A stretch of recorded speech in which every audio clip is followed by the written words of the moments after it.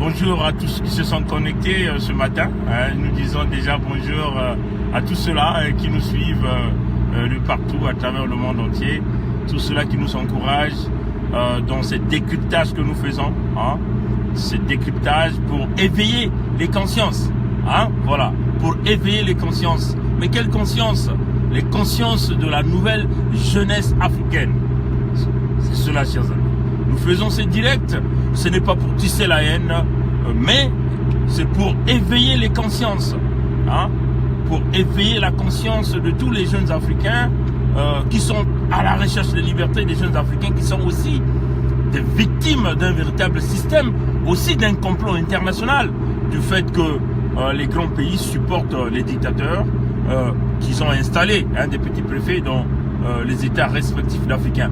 Mais surtout, ces jeunes d'Afrique francophone, d'Afrique noire francophone, c'est cela la réalité. Parce que les victimes ici, ce sont ceux-là, les jeunes d'Afrique noire francophone.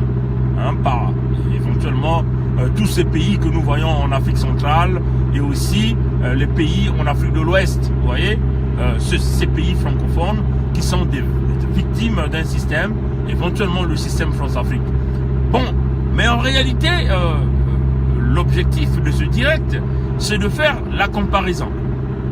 C'est de comparer l'ANC, le parti de Nelson Mandela, Thabo Mbeki, Jacob Zuma, aujourd'hui, qui venait de démissionner, avec le Parti congolais du travail, le PCT. Vous voyez, chers amis. Parce que nous réfléchissons un peu pour essayer de tracer les parallèles entre ces deux partis. Tout d'abord, nous tenons, c'est vrai que Zuma a pillé l'économie sud-africaine, éventuellement, il a entraîné l'ANC dans le système de corruption, mais il faut reconnaître que l'attitude qu'a pris Jacob Zuma a été l'attitude d'un sage africain. C'est-à-dire, il a compris que l'humiliation devait arriver par rapport au scandale financier qu'il a eu à faire, par rapport au pillage des fonds publics.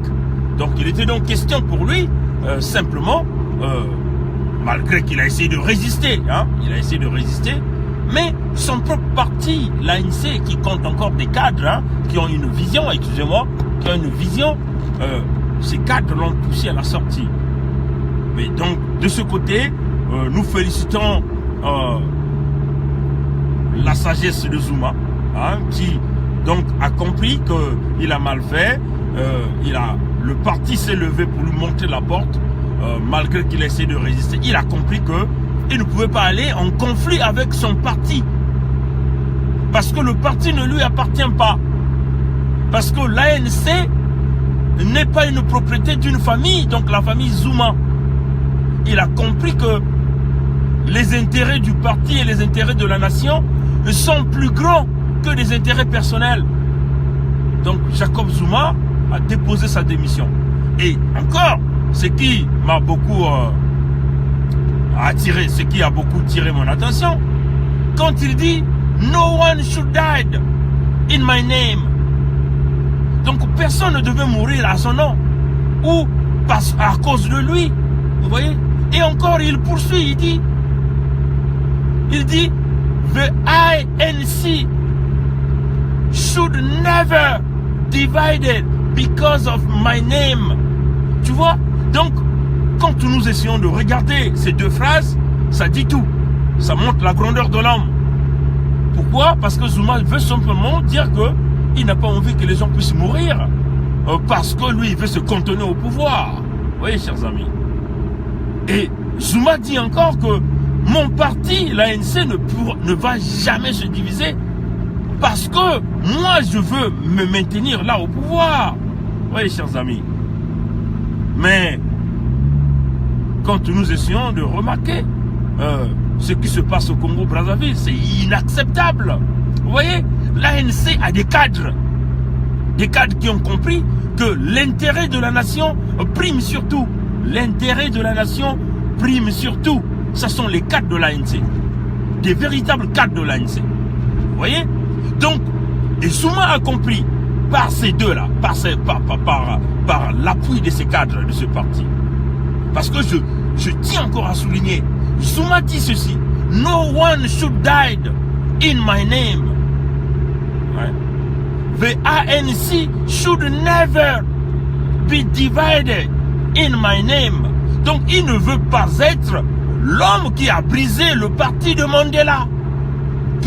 Les gens vont se souvenir que c'est Jacob Zuma qui a été à l'origine de la destruction de l'ANC. C'est Jacob Zuma qui a permis donc, qui va donc déclencher la division au niveau de l'Afrique du Sud, afin de pouvoir, si vous voulez, que le pouvoir revienne encore aux Blancs sud-africains. C'est cela, chers amis. Zuma a compris, il s'est retiré. Mais encore là, il faut féliciter les grands cadres de l'ANC pour tout le travail qu'ils ont fait, pour essayer de convaincre Zuma, pour lui montrer la porte. Et Zuma donc sort avec les honneurs. Vous voyez, chers amis. Mais qu'est-ce qui se passe au Congo-Brazzaville? Regardez le parti de Marien Ngouabi, le PCT, Parti Congolais du Travail.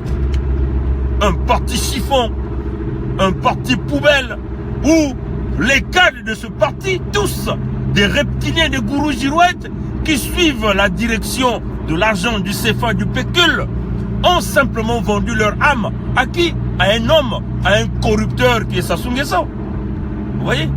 Le parti de Marien Ngouabi a été envoyé à la cathode par tous ces cadres qu'on appelle membres du bureau politique et qui n'ont aucune vision pour leurs États, qui ne priment que sur leurs intérêts personnels et non les intérêts de l'État ou même les intérêts du parti.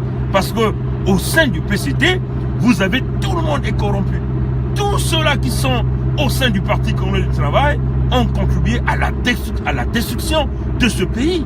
Donc vous voyez, donc ce sont des gens que nous tiendrons responsables quand nous arriverons à installer une véritable démocratie au Congo. Ils seront responsables, ils passeront devant les juges et ils vont s'expliquer comment ils ont ramené le pays vers l'hécatombe, vers la destruction. Mais ce que nous tenons encore à dire aux gens, aux membres du Parti Congolais du Travail, en comparaison avec ceux de l'ANC, nous, Bernard Pongui et son équipe au Canada, ont déjà le formulaire, si vous voulez, une lettre de démission pour Sassou Nguesso. Si vous voulez, on va vous l'emmener, on va vous l'envoyer. Vous allez simplement changer, enlever, là on écrit Jacob Zuma, et mettez Sassou, et puis procéder à la destitution de Sassou Nguesso, du fait qu'il a trahi le Congo, du fait qu'il a volé l'argent, parce que c'est une haute trahison. Les parallèles de Zuma et Sassou, c'est lesquels? Zuma n'a pas aussi volé l'argent à la grandeur de Sassou Nguesso. Sassou a pillé l'argent de tout le pays. Sassou a envoyé tout le pays à l'hécatombe. Mais il est là, soutenu par les membres du Parti Congolais du Travail, et qui ne représentent aucune valeur. Ils n'ont aucune valeur républicaine, aucune valeur de l'État. Ces pourritures du Parti Congolais du Travail, les Pierre Ngolo, tous les cadres de PCT que vous connaissez ne sont pas des cadres. C'est des petits manœuvres, il faut le dire, dans la politique, et qui sont en train de lécher les bottes de Denis Sassou Nguesso, l'homme qui a brisé le parti de Marien Ngouabi, et éventuellement acclamé par tous ces cadres, moi je les appelle des cadres poubelles, des gourous girouettes, qui suivent la direction de l'argent. Vous voyez, chers amis. Alors, nous tenons simplement à féliciter encore qu'en Afrique, il y a encore des présidents sages, des hommes qui comprennent que le pouvoir appartient au peuple. Quand on vous donne ce mandat, vous devez considérer ce travail, vous devez faire votre travail avec considération. Et quand vous abusez le peuple, vous trahissez le peuple, ça veut seulement dire que le peuple doit vous foutre dehors. Et c'est cela. Et en Afrique, et encore là, nous étions en Afrique noire, avec un président noir, un vrai Zoulou. Parce qu'il faut dire que Zuma est un sage parce que c'est un Zoulou. Quand même que nous essayons de regarder son côté voleur d'homme qui a utilisé l'argent du pays. Mais il a compris que non, le peuple ne veut plus de moi. Pour éviter que le sang ne coule, il faut simplement démissionner et le plus rapidement que possible. Mais chez nous, non. L'ordure de Sassou, la poubelle de Sassou, le reptilien Sassou s'accroche au prix du sang des Congolais. Il massacre, il tue sans cesse. Il a perdu la légitimité. Il est haï par le peuple. Il est vomi par le peuple. Mais il est là, il continue de tuer. Non seulement il continue de tuer, il continue de briser le pays, briser les rêves congolais. Éventuellement, acclamé par un certain nombre des membres du Parti congolais du travail. Mais tout simplement, nous voulons dire aux amis du PCT, Bernard Pongui au Canada et son équipe ont déjà ce qu'on appelle en anglais simple letter. Voilà, on a déjà une lettre de démission pour Sassou. On va vous l'envoyer et vous allez donc le pousser à la démission. Sinon, sa fin arrivera de la même façon que ses victimes, c'est-à-dire de la même façon que il a brisé Marengwabi, il a brisé Kimbo Lankaya, il a brisé le cardinal Émile Biaïnda, il a brisé Massamba Deba, le journaliste Osebi, et tout ce monde que vous connaissez. Sa fin aussi arrivera comme ça. Que Dieu nous garde, que Dieu nous bénisse, que les jeunes Congolais et les jeunes Africains comprennent que on ne peut pas baisser les bras et c'est seul par la lutte que nous arriverons à libérer nos États.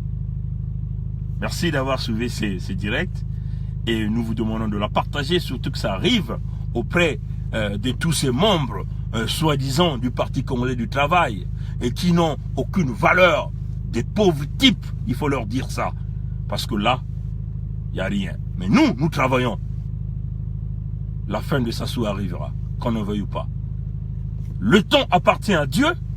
Le temps appartient aussi à ceux-là qui cherchent des voies pour libérer d'où ils viennent.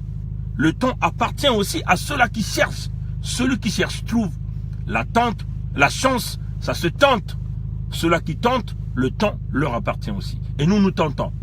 Et nous sommes dans cette ligne qui est la ligne dure, la ligne de la résistance, la ligne de pouvoir redonner l'espoir et la vie à tous les jeunes Congolais.